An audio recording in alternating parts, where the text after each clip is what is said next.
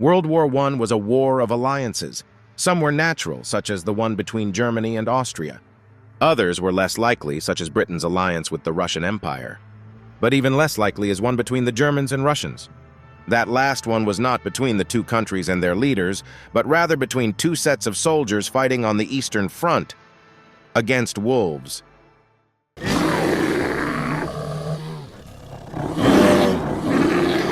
During the winter of 1917, Russian and German soldiers fighting in the dreary trenches of the Great War's Eastern Front had a lot to fear. Enemy bullets, trench foot, frostbite, countless diseases, shrapnel, bayonets, tanks, sniper fire. Oh, and wolves. In February of that year, a dispatch from Berlin noted that large packs of wolves were creeping from the forests of Lithuania and Volhynia into the interior of the German Empire, not far from the front lines. Like so many living creatures, the animals had been driven from their homes by the war and were now simply looking for something to eat. As if Spanish flu, chemical weapons, and trench foot weren't enough to make the war especially miserable, the corpses that littered the battlefields attracted carrion eaters. Wolves in the areas near the Eastern Front were forced from their natural habitats by the war. The animals had to flee their homes and hunting grounds as the trenches flowed across Eastern Europe. Hungry and scattered, wolves took to eating the corpses of men slain in combat. Then they began to target different prey. First, they came for the smaller livestock in towns and cities. Then they started trying to take the young. According to a dispatch out of St. Petersburg, the wolves were such a nuisance on the battlefield that they were one of the few things that could bring soldiers from both sides together.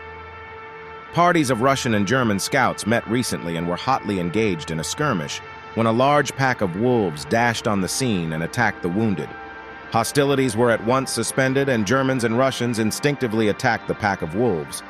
As a last resort, the two adversaries, with the consent of their commanders, entered into negotiations for an armistice and joined forces to overcome the wolf plague.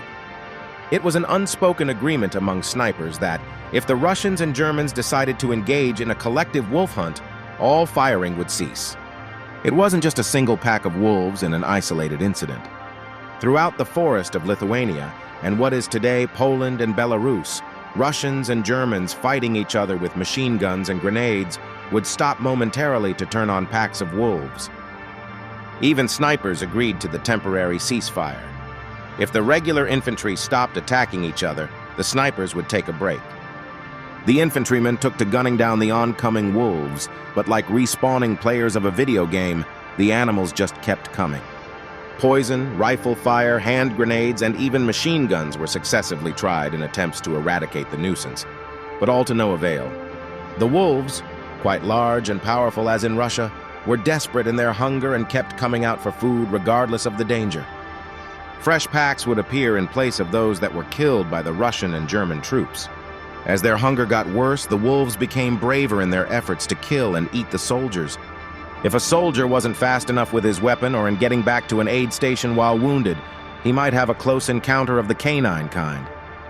During one of the battles, the Russian and German scouts saw that a large pack of hungry wolves had attacked and were eating the wounded soldiers. For both armies, patience ran low with the wolves, and their constant threat made life even more unbearable than it already was. The Germans and Russians were eventually forced to go on the offensive against their mutual four-legged foes. Poisoning the wolves and booby-trapping the perimeters were not enough to stave off the desperate animals. It was as if the wolves were taking revenge on soldiers for pushing them out of their homes. One by one, the wolves would come out of the tree line to feast on the wounded or the dead. The soldiers were exhausted physically and mentally from the war. Not the war against man, but the war against the overwhelming packs of wolves that were causing so much havoc. The battle against the wolves went on for what felt like forever. Wolves would continue to feed on the dead or the wounded. One by one, the soldiers would take down the wolves. Many wolves were gradually rounded up, and eventually several hundred of them were killed. Wolves that were not killed fled in all directions, and their numbers were starting to fall. It is not to be said that the wolves were completely gone, because that would be an understatement. Occasionally, a wolf would be seen still trying to eat the dead or the wounded. After all, they are wild animals, and hunger can drive the will to survive.